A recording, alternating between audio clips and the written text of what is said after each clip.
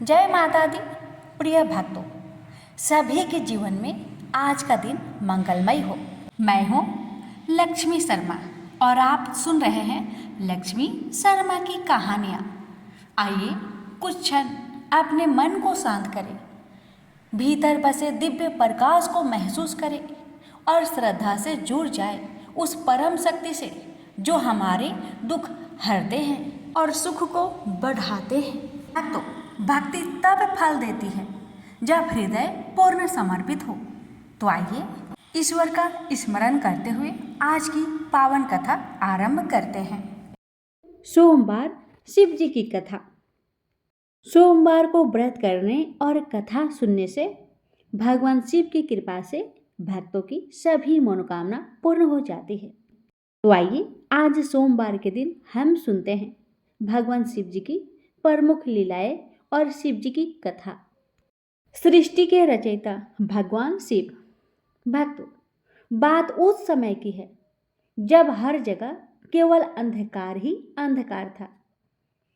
न सूर्य दिखाई देते थे, न चंद्रमा, अन्य ग्रह नक्षत्रों का भी कहीं पता नहीं था। न दिन होता था न रात। अग्नि, पृथ्वी, जल और हवा की भी सत्ता नहीं थी। उस समय एकमात्र सत ब्रह्मा अर्थात सदाशिव ही सत्ता मौजूद थी, जो अनादि और सनातन कही जाती है।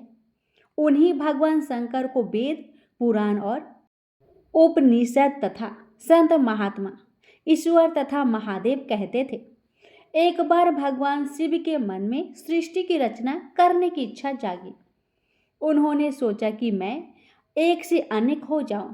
यह विचार आते ही सबसे पहले भगवान शिव ने अपनी पराशक्ति अंबिका को प्रकट किया तथा उनसे कहा कि हमें सृष्टि के लिए किसी दूसरे पुरुष का सृजन करना चाहिए, जिस पर सृष्टि चलाने का महान भार सौंप कर हम आनंद पूर्वक विचरण कर सके। ऐसा निश्चय करके शक्ति सहित परमेश्वर शिव ने अपने वाम अंग के 10वें भाग पर अमृत मल दिया। वहां से तुरंत एक दिव्य पुरुष प्रकट हुआ। उसकी सुंदरता देखने योग्य थी। उसमें सब गुणों का समावेश था। वह अति शांत तथा समुद्र की तरह गंभीर था। रेशमी पीतांबर से उसके अंग की शोभा दुगनी हो रही थी। उसके 4 हाथों में क्रमशः शंख, चक्र, गदा और पद्म शोभित हो रहे थे। उस अनुपम पुरुष ने भगवान शिव को प्रणाम कर कहा, भगवान, मेरा नाम निश्चित कीजिए और बताइए। उसकी बात सुनकर भगवान शंकर ने मुस्कुराकर कहा, वत्स, व्यापक होने के कारण तुम्हारा नाम विष्णु होगा। सृष्टि का पालन करना तुम्हारा काम होगा। भगवान शिव का आदेश पाकर श्री विष्णु कठोर तपस्या में मगन हो गए। कठिन तपस्या से उनके अंगों से जल धाराएं निकलने लगी, जिससे सारा आकाश भर गया। आखिर उन्होंने थक कर उसी जल में विश्राम किया। जल अर्थात नार में सोने के कारण ही श्री विष्णु का एक नाम नारायण पड़ा। उसके बाद सोए हुए नारायण की नाभि से एक सुंदर कमल खिला। उस समय भगवान शिव ने अपने दाहिने अंग से चतुर्मुख ब्रह्मा को प्रकट करके उस कमल पर डाल दिया। शिव जी की माया से मोहित हो जाने के कारण कई दिनों तक ब्रह्मा जी उस कमल के नाल में घूमते रहे, लेकिन उन्हें अपने को प्रकट कराने का पता नहीं लगा। आकाशवाणी से तपस्या का आदेश मिलने पर ब्रह्मा जी ने अपने जन्मदाता के दर्शन के लिए 12 वर्षों तक कठिन तपस्या की। उसके बाद उनके सामने भगवान विष्णु प्रकट हुए। परमेश्वर शिव की लीला से उस समय वहां श्री विष्णु और ब्रह्मा जी के बीच विवाद छिड़ गया। अचानक उन दोनों के बीच एक दिव्य अग्नि स्तंभ प्रकट हुआ। बहुत प्रयास के बाद भी ब्रह्मा और विष्णु उस अग्नि स्तंभ के आदि अंत का पता नहीं लगा सके। आखिरकार थक कर भगवान विष्णु ने प्रार्थना की, महाप्रभु, हम आपके रूप को नहीं जानते, आज जो कोई भी हो हमें दर्शन दीजिए। भगवान विष्णु की प्रार्थना सुनकर महेश्वर एकाएक प्रकट हो गए और बोले, सुरश्रेष्ठगण, मैं तुम दोनों के तप और भक्ति से भली भांति संतुष्ट हूँ। ब्राह्मण, तुम मेरी आज्ञा से संसार की रचना करो और वत्स विष्णु तुम इस चराचर जगत का पालन करो। तब परमेश्वर शिव ने अपने हृदय से रुद्र को प्रकट किया और उन्हें संसार का दायित्व सौंपकर वही अंतर्ध्यान हो गए। सृष्टि के आरंभ में जब ब्रह्मा जी द्वारा रची गई बौद्धिक सृष्टि विस्तार न पा सकी, तब ब्रह्मा जी को बहुत दुख हुआ। उसी समय आकाशवाणी हुई, ब्राह्मण अब मिथुनी सृष्टि रचो। आकाशवाणी सुनकर ब्रह्मा जी ने मैथुनी सृष्टि रचने का निश्चय तो कर लिया, किंतु उस समय तक नारियों की उत्पत्ति न होने के कारण वे अपने निश्चय में सफल नहीं हो सके। तब ब्रह्मा जी ने सोचा कि परमेश्वर शिव की कृपा के बिना मैथुनी सृष्टि नहीं हो सकती, अतः वे उन्हें प्रसन्न करने के लिए तप करने लगे। बहुत दिनों तक ब्रह्मा जी अपने हृदय में प्रेम पूर्वक शिव का स्मरण करते रहे। उनकी कठिन तपस्या से प्रसन्न होकर भगवान उमा महेश्वर ने उन्हें अर्धनारीश्वर रूप में दर्शन दिया। महादेव शिव के उस अनुपम रूप को देखकर ब्रह्मा जी चकित हो गए और उन्होंने दंड की तरह भूमि पर लेटकर उस अलौकिक शक्ति को प्रणाम किया। महेश्वर शिव ने कहा, हे पुत्र ब्रह्मा, मैं तुम्हारा उद्देश्य जान गया हूं। तुमने प्राणियों की वृद्धि के लिए जो कठिन तप किया है उससे मैं अति प्रसन्न हूं। मैं तुम्हारी यह इच्छा अवश्य पूरी करूंगा। ऐसा कहकर शिव जी ने अपने शरीर के आधे भाग से उमा को अलग कर दिया। उसके बाद परमेश्वर शिव के अर्धांग से अलग हुई उस पराशक्ति को साष्टांग प्रणाम करके ब्रह्मा जी कहने लगे, शिवे, सृष्टि के प्रारंभ में आपके पति देवाधिदेव शंभु ने मेरी रचना की थी। भगवती, उन्हीं के आदेश से मैंने देवता आदि समस्त प्रजाओं की मानसिक सृष्टि की, परंतु अनेक प्रयासों के बाद भी उनकी वृद्धि करने में मैं असफल रहा हूँ। अतः अब स्त्री पुरुष के समागम से मैं प्राणियों को उत्पन्न कर सृष्टि का विस्तार करना चाहता हूँ, किंतु अभी तक नारी कुल का उदय नहीं हुआ है और नारी कुल की सृष्टि करना मेरी शक्ति के बाहर है। हे देवी, आप संपूर्ण सृष्टि तथा शक्तियों की जननी हैं, इसलिए हे मातेश्वरी, आप मुझे नारी कुल की सृष्टि करने की शक्ति प्रदान करें। मैं आपसे एक और विनती करता हूँ कि चराचर जगत की वृद्धि के लिए आप मेरे पुत्र दक्ष की पुत्री के रूप में जन्म लेने की भी कृपा करें। ब्रह्मा की प्रार्थना सुनकर परमेश्वर शिव ने तथास्तु, ऐसा ही होगा, यह कहा और ब्रह्मा को उन्होंने नारी कुल की सृष्टि करने की शक्ति प्रदान की। इसके लिए उन्होंने अपनी भौं के मध्य भाग से अपने ही समान तेजस्विनी एक शक्ति को प्रकट की। उसे देखकर शिव ने हंसते हुए कहा, देवी, ब्रह्मा ने तपस्या द्वारा तुम्हारी आराधना की है, अब तुम उन पर प्रसन्न हो जाओ और उनका मनोरथ पूर्ण करो। परमेश्वर शिव की इस आज्ञा को शिरोधार्य करके वह शक्ति ब्रह्मा जी की प्रार्थना के अनुसार दक्ष की पुत्री हो गई। इस प्रकार ब्रह्मा जी को अनुपम शक्ति देकर देवी शिवा महादेव जी के शरीर में प्रविष्ट हो गए। फिर महादेव जी भी अंतर्ध्यान हो गए। तभी से इस लोक में मैथुनी सृष्टि चल पड़ी। सफल मनोरथ होकर ब्रह्मा जी भी परमेश्वर शिव का स्मरण करते हुए निर्विघ्न रूप से सृष्टि विस्तार करने लगे। इस प्रकार शिव और शक्ति एक दूसरे से अभिन्न तथा सृष्टि के आदि कारक है।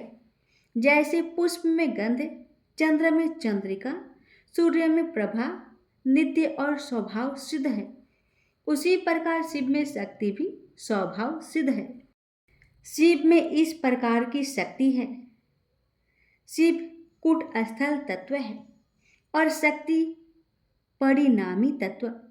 शिव अनजन्मा आत्मा है और शक्ति जगत में नाम रूप के द्वारा व्यक्त सत्ता। यही अर्धनारीश्वर शिव का रहस्य है। प्रेम से बोलिए जय भोलेनाथ। एक समय की बात है, त्रिपुरारी भुजंगधारी श्री काशीपति महादेव जी जगन माता पार्वती के साथ पर्सन रूप में विराजमान थे। जग माता ने उनसे अनुरोध किया, भगवान कोई कथा कहिए।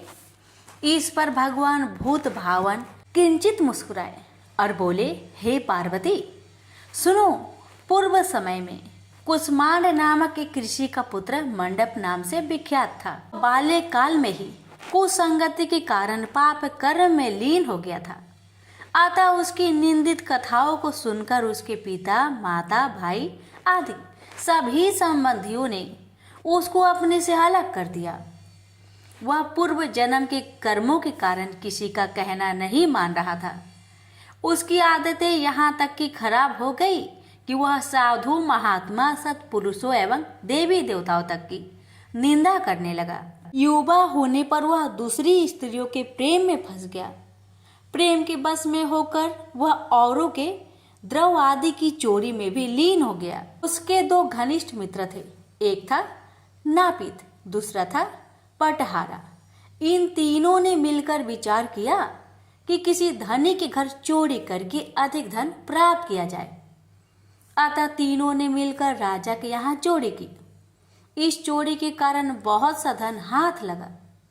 सारा धन मंडप के पास था। दोनों मित्रों के मांगने पर भी उसने उन लोगों का हिस्सा नहीं दिया। इस धन को वह एक वैश्या के यहाँ ले गया। वैश्या के यहाँ वह प्रेम लीला करने लगा। इस बीच उसको प्यास लगी। पलंग के नीचे रखी गिलास उसने खाली कर दी। स्वाद कुछ दूसरा था। इसमें क्या था? उसने वैश्या से पूछा। इसमें मदिरा थी। मंडप को इससे बड़ा दुख हुआ। मदिरा पान करके उसने महापाप किया है, यह सोचकर वह बड़ा दुख करने लगा। पर वैश्या बराबर मदिरा का गुणगान करती गई। उसने मंडप को फुसलाकर और मदिरा पिला दी तथा उसका सारा धन लेकर उसको बाहर निकाल दिया। होश में आने पर मंडप बड़ा विलाप करने लगा। पश्चाताप करता हुआ वह अपने मित्र के पास आया। सारी आप बीती सुना दी। उन मित्रों ने कहा, हे मित्र, तुमने मदिरा पान करके बड़ा पाप किया है। अब तुम इसका प्रायश्चित करो। मुझे प्रायश्चित का उपाय कहो। बिना प्रायश्चित के सुरापान का दोष नहीं मिटेगा। अतः उस वैश्या से स्वर्ण प्राप्त कर दान करो। यदि तुम ऐसा नहीं करोगे तो हम लोग तुम्हारी बड़ी निंदा करेंगे। यह सुनकर मंडप बड़ा दुखी हुआ। वह वैश्या के पास आया और वैश्या से अपना सारा दुखड़ा सुनाया। उसने वैश्या से स्वर्ण की मांग की। इस पर वैश्या बड़ी बिगड़ी और बोली, तुमने जो धन दिया है अब उसकी मांग मत करो। वैश्याएं कभी मिला हुआ धन वापस नहीं करती। क्या तुमको इस साधारण नियम का ज्ञान नहीं है? इस पर मंडप गिड़गिड़ाने लगा, पर वैश्या का हृदय पर इसका जरा भी असर न हुआ। उसने अन्य वैश्याओं को बुला लिया। सब मिलकर उसकी भर्त्सना करने लगी। कई ने तो उसको धमकी भी दे दी। हे पार्वती, इस प्रकार मंडप बहुत अपमानित होकर वहां से निकाल दिया गया। मंडप विलाप करता हुआ अपने पिता के घर की ओर चला। उसके दोनों मित्र पीछे लग गए। जब मंडप पिता के सामने आया तो दोनों मित्रों ने उसका हाथ पकड़ लिया। बोले, मंडप, हम लोगों ने मिलकर राजा के यहाँ चोरी की है, पर तुमने हम लोगों का अंश नहीं दिया है। तुम हम लोगों का अंश दो। यह बात सुनकर कुसमांड मुनि बहुत दुखी हुए और बोले, इस अधम से तुम लोगों की मैत्री कैसे हो गई? मंडप के मित्रों ने कहा, हे मुने, इसे भाभी ही समझिए, पर न्याय की बात तो यह है कि आपका पुत्र हमारा अंश नहीं दे रहा है। यह सारा धन लेकर एक वैश्या के यहाँ चला गया उसने सारा धन ले लिया। वह वैश्या वाद विवाद में बड़ी चतुर है, वह धन वापस नहीं करेगी, अतः आप हमारा धन दिलवाइए, अन्यथा हम राज दरबार में गुहार करेंगे। इस पर कुसुमांड मुनि ने अपने पुत्र का हाथ पकड़ लिया। मुनि ने कहा, चलो मैं स्वयं राजा के पास चलता हूँ। न्याय प्रिय और धर्मात्मा राजा के दंड से पाप का नाश हो जाता है। पाप का प्रायश्चित न करने पर नरक यातना भोगनी पड़ती है। इस पर मंडप के मित्रों ने कहा, हे मुने, आप अपने पुत्र को हमारे हवाले कर दे। राज दरबार में आपका जाना ठीक नहीं है, हम लोग इससे निपट लेंगे। इस पर मुनि श्रेष्ठ ने कहा, हे अधम पुत्र, तुम इन लोगों के साथ जाकर राजदंड भोगकर प्रायश्चित करो। तुमने जो किया है बहुत बुरा किया है। आज से तुम मेरे पुत्र नहीं हो और मैं भी तुम्हारा कोई नहीं। जब तक तुम प्रायश्चित करके नहीं आओगे, मैं तुम्हारा मुख नहीं देख सकता। मंडप के मित्र मंडप को अपने साथ ले गए। दूर एक घने जंगल में ले जाकर पहले तो उसकी खूब भर्त्सना की, फिर बाद में उसको पीटना शुरू किया। बेहद पीटने के कारण मंडप बेहोश होकर गिर पड़ा। उसके मित्रों ने समझा कि वह मर गया, अतः उसको मरा हुआ जानकर उसके मित्रगण उसे वहीं छोड़कर चले गए। कुछ देर बाद मंडप को चेत आया तो वह विलाप करता हुआ एक और को चल पड़ा। उसके दोनों मित्र एक मंदिर में रात भर भूखे प्यासे टिके रहे और प्रायश्चित करते रहे। प्रातः वे दोनों उसे देखने के लिए गए कि उसके शरीर की अब क्या गति है।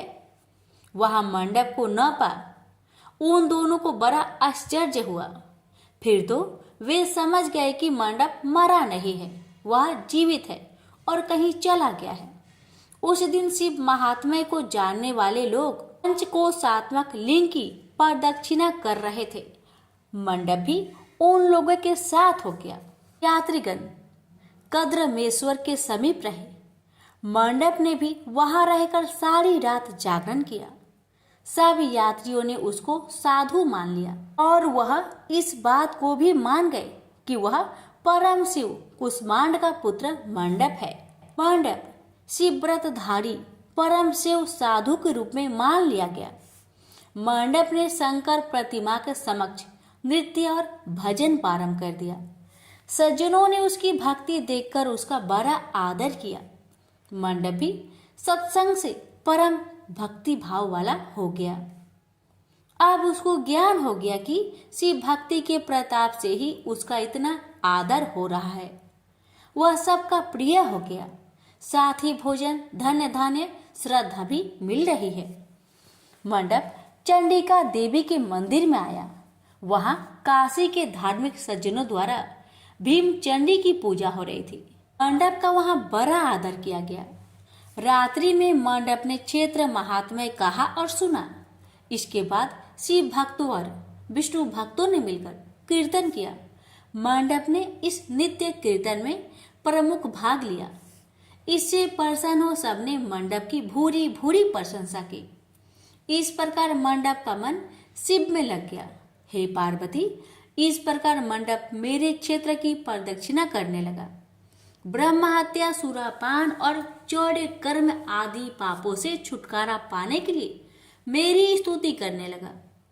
इस प्रकार की आराधना से वह सारे पापों से मुक्त हो गया। देहली विनायक में आकर मंडप जीवा की लोलुपता से मुक्त होकर केवल शिव शिव का उच्चारण करने लगा।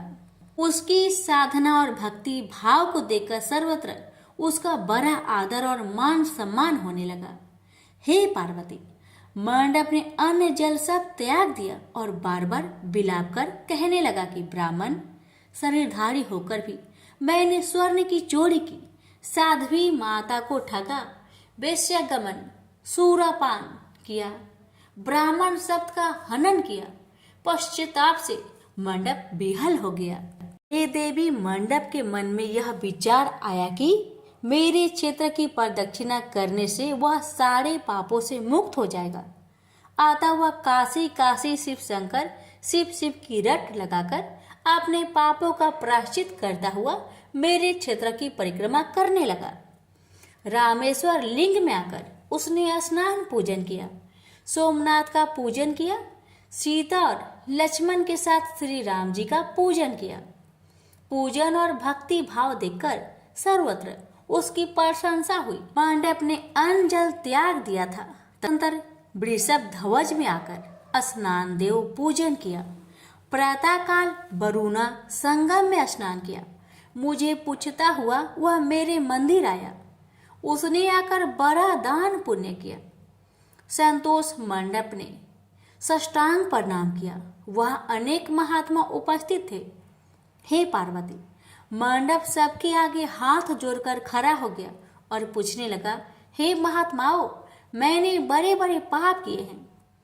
आप लोग कृपया यह बतलाइए कि इन पापों से मेरा छुटकारा किस प्रकार होगा। सभी महात्माओं ने कहा, हे मंडप, तुम शिव शक्ति केशव के भक्त हो गए हो। पंचक्रोशमात्मक लिंग प्रदक्षिणा से और शिव कीर्तन से तुम्हारे सारे पाप नष्ट हो गए हैं। इस प्रकार सुन मंडप ने कहा, हे सदस्य गणों, पिताजी ने तो मुझको घर से निकाल दिया है। अब मैं अपने घर कैसे जाऊं और हे मुनि श्रेष्ठों, पिता को कैसे अपना मुख दिखलाऊं। इस पर सबने कहा, अब तुम्हारे सारे पापों का प्रायश्चित हो गया है, तुम सहर्ष घर जा सकते हो। हे पार्वती, इस प्रकार मंडप अपने पिता के घर के सामने आया और शिव शिव शंभो शंभो महादेव महादेव का उच्चारण करने लगा। स्वर सुनकर कुष्मांड मुनि ने अपनी पत्नी से कहा, हे प्रिय, देखो तो कौन द्वार पर शिव का उच्चारण करता हुआ हमें परम सुख दे रहा है। शिव नाम की अमृत वर्षा कौन कर रहा है। मुनि पत्नी ने द्वार पर अपने पुत्र को देखा। हे पुत्र, तुम्हारा आना कैसे हुआ। मंडप ने कहा, हे माता, आपको और पिताजी को महात्मागण बुला रहे हैं। यह सुनकर मंडप की माता अपने पति के पास आई और उनसे सारा वृत्तांत कहा। हे पूज्यवर, आपका पुत्र शिव का नाम रट्टा हुआ द्वार पर उपस्थित है। उसका कहना है कि प्रायश्चित करके वह पवित्र हो गया है। सदस्यगण आपको बुला रहे हैं, वे प्रायश्चित का प्रमाण देंगे। कुष्मांड मुनि दरवाजे पर आए। उन्होंने रुद्राक्षधारी शिव भक्त मंडप को देखा। तुम क्यों आए हो। थोड़े से प्रायश्चित से बड़े पाप का नाश नहीं होता है। मंडप ने कहा, हे पिताजी, इसमें कोई संदेह नहीं है कि मैंने बड़े पाप किए हैं। इतना होने पर भी महात्मागण आपको बुला रहे हैं।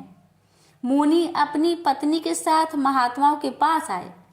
महात्माओं ने एक स्वर से कहा, हे मुनिवर, आपका पुत्र समस्त पापों से मुक्त हो गया है। कुष्मांड ऋषि ने पूछा, हे मुनि श्रेष्ठों, किस आधार पर आपकी दृष्टि में मेरा पुत्र पाप मुक्त हो गया है। इसने तो बड़े बड़े पाप किए हैं। महात्माओं ने कहा, हे मुनि, इस मुक्ति मंडप के स्वामी श्री भगवान विष्णु है, वही इसका उत्तर देंगे। महात्माओं ने विष्णु भगवान की स्तुति की। इस पर आकाशवाणी हुई, हे स्तुति करने वाले महात्माओं, यह महापापी मंडप जो कुष्मांड मुनि का पुत्र है, अब अपने पापों से मुक्त हो शुद्ध हो गया है। यह साधु संतों के साथ शिव शंकर के क्षेत्र की परिक्रमा कर चुका है। अब कुष्मांड मुनि इसे ग्रहण कर सकते हैं। इस प्रकार हे पार्वती, मंडप को कुष्मांड मुनि आदर पूर्वक अपने घर ले गए। इस कथा को सुनकर माता पार्वती परम प्रसन्न हुई। बोली, प्रभु, आपने यह महत्वपूर्ण कथा कही, इससे कलयुग में प्राणियों का बड़ा भला होगा। कृपा कर इस पर कुछ और प्रकाश डाले। इस पर शिवजी बोले, हे पार्वती, अब तुम भैरव जी की कथा सुनो। इस पर भैरव जी प्रकट हुए और बोले, त्रेता युग में समदर्शी सांडल्य नाम का एक ब्राह्मण था। वह महापंडित था। उसकी पुत्री का नाम विशालाक्षी था। वह अति सुंदरी थी। बाल्यकाल में ही उसके पिता ने उसका विवाह कर दिया। विवाह के बाद भी वह अपने पिता के घर पर रहती थी। वह युवा हो गई। युवा अवस्था होने पर भी उसका पति न आया, अतः सांडिल्य ब्राह्मण की कन्या पाप रहता हो गई। इस कन्या ने काशी में बड़े पाप किए। सुंदरी होने के कारण दूर दूर के युवक उसके पास आने लगे। एक समय की बात है, बड़े बड़े पापों को नष्ट करने वाली पंचक्रोशी यात्रा के मार्गियों देखकर वह विचारने लगी कि इस लोगों को पाप रट किया जाए। उस रात यात्रीगण दुर्गा कुंड पर रुके थे। विशालाक्षी धन के लोभ से वहां गई, वहां भजन कीर्तन कर स्वयं रचाया। यात्री उसका भक्ति भाव देखकर प्रसन्न हुए और उसे वैष्णवी समझ बड़ा दान पुण्य किए। इस लोभ के कारण वैश्या विशालाक्षी यात्रियों के साथ हो गई। कर्म मेदेश्वर दहलीज रामेश्वर में उसने निवास किया और वरुणा संगम में स्नान किया। यात्रियों द्वारा उसने काशी महात्म्य की कथा भी श्रवण की। इस सत्संग समागम से विशालाक्षी की आंखें खुल गई। उसने अपने पर बड़ा पश्चाताप किया। यात्रियों का सारा धन उसने लौटा दिया और पाप से अलग होने का निर्णय कर लिया।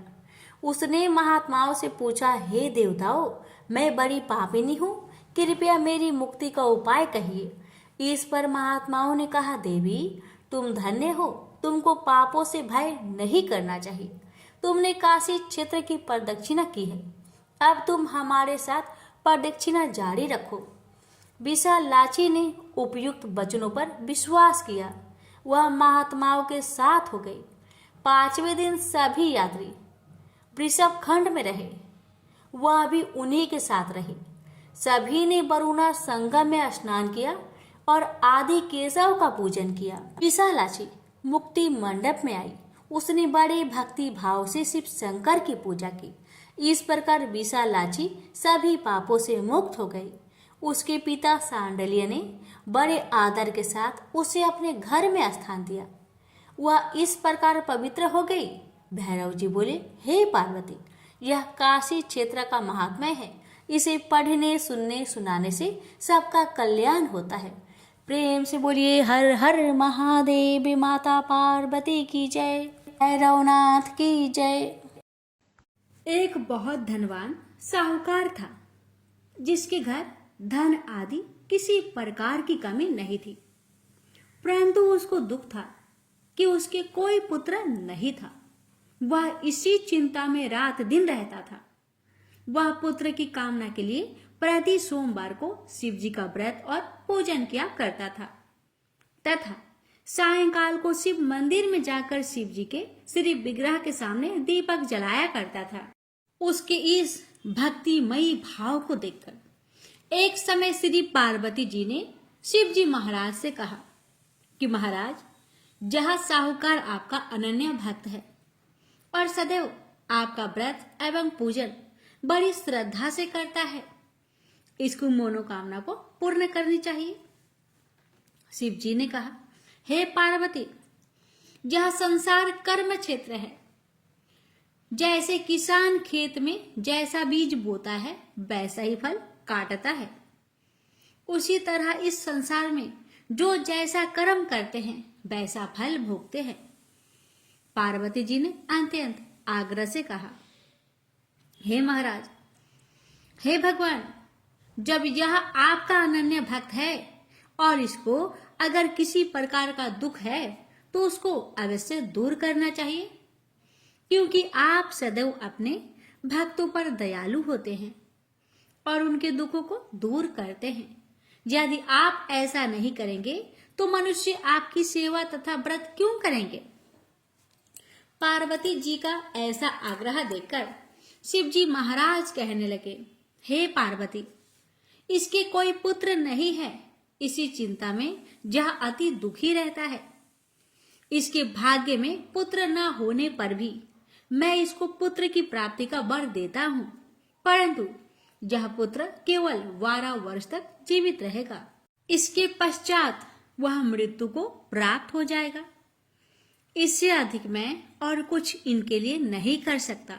हे भक्तों, यह सब बातें भगवान शिव की कृपा से साहूकार भी सुन रहा था। इससे उसको ना कुछ प्रसन्नता हुई और ना ही कुछ दुख हुआ। वह पहले जैसा ही शिव जी महाराज का व्रत और पूजन करता रहा। कुछ काल व्यतीत हो जाने पर साहूकार की स्त्री गर्भवती हुई और ठीक 10वें महीने उसके गर्भ से अति सुंदर पुत्र की प्राप्ति हुई।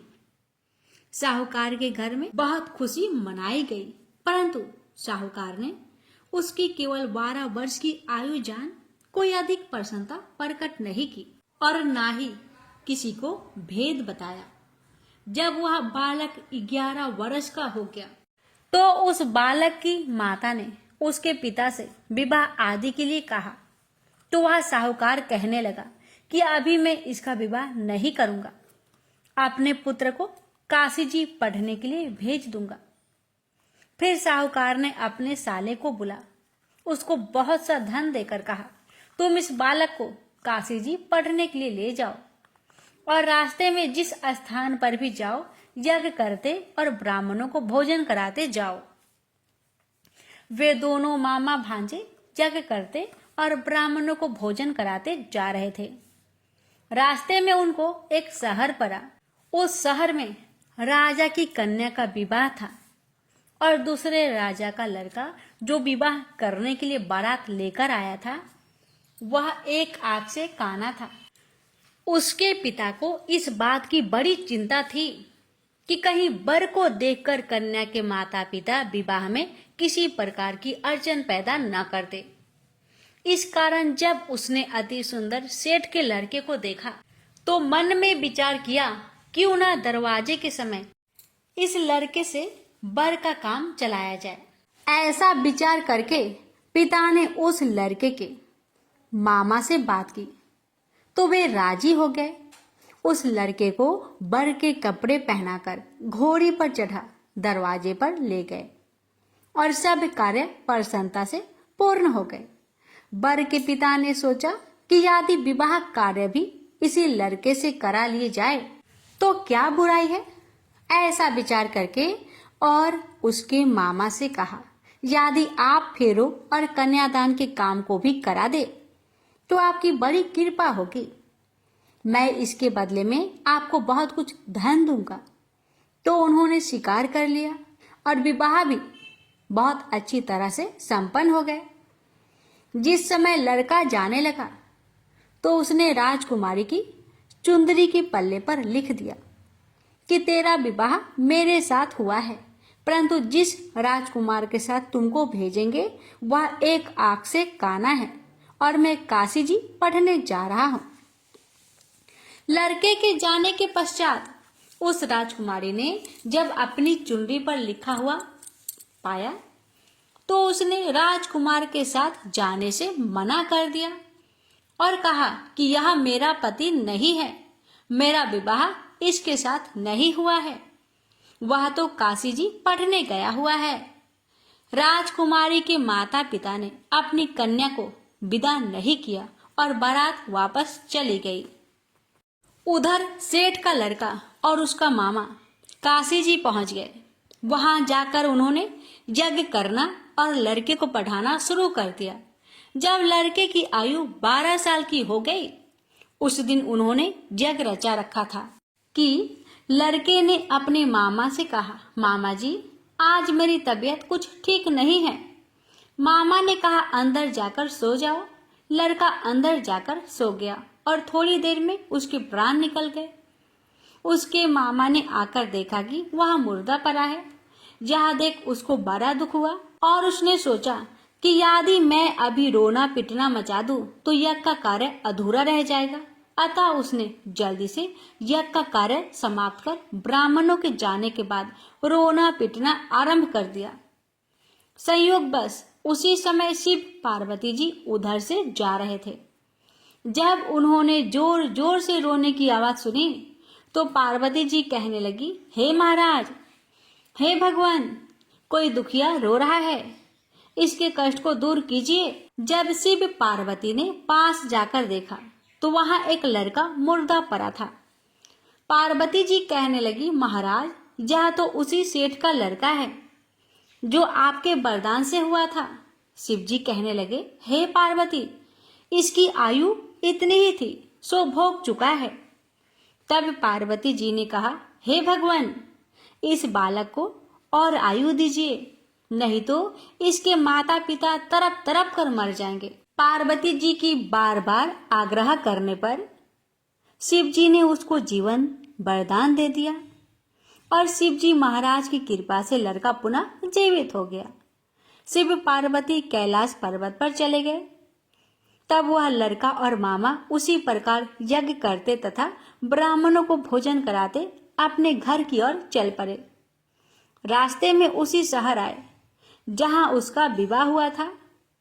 वहां पर आकर उन्होंने यज्ञ आरंभ कर दिया तो उस लड़के के ससुर ने उसको पहचान लिया और अपने महल में ले जाकर उसकी बड़ी खातिर की। साथ ही बहुत दास दासियों सहित आदर पूर्वक लड़की और जमाई को विदा किया। जब वह अपने शहर के निकट आए तो मामा ने कहा कि मैं पहले तुम्हारे घर जाकर खबर कर आता हूँ। जब उस लड़के का मामा घर पहुंचा तो लड़के के माता पिता घर की छत पर बैठे थे और यह प्रण कर रखा था, यदि हमारा पुत्र सकुशल लौट आया तो हम राजी खुशी नीचे आ जाएंगे, नहीं तो छत से गिरकर अपने प्राण को खो देंगे। इतने में उस लड़के के मामा ने आकर यह समाचार दिया कि आपका पुत्र आ गया है, पर उनको विश्वास नहीं हुआ। तब उसके मामा ने शपथ पूर्वक कहा, आपका पुत्र अपनी स्त्री के साथ बहुत सारा धन साथ लेकर आया है। तो सेठ ने आनंद पूर्वक उसका स्वागत किया और बड़ी खुशी के साथ रहने लगे। इस प्रकार जो कोई भी सोमवार के व्रत धारण करता है अथवा इस कथा को पढ़ता या सुनता है या दूसरों को सुनाता है, उसकी समस्त मनोकामनाएं पूर्ण होती है। प्रेम से बोलिए ओम नमः शिवाय, हर हर महादेव, माता पार्वती की जय। तो भक्तों, इस प्रकार सोमवार व्रत की पावन कथा पूर्ण होती है। जो भी श्रद्धा और भक्ति से इस कथा को सुनता है उसके जीवन से सभी कष्ट दूर होते हैं। भगवान भोलेनाथ उस पर अपनी विशेष कृपा बरसते हैं।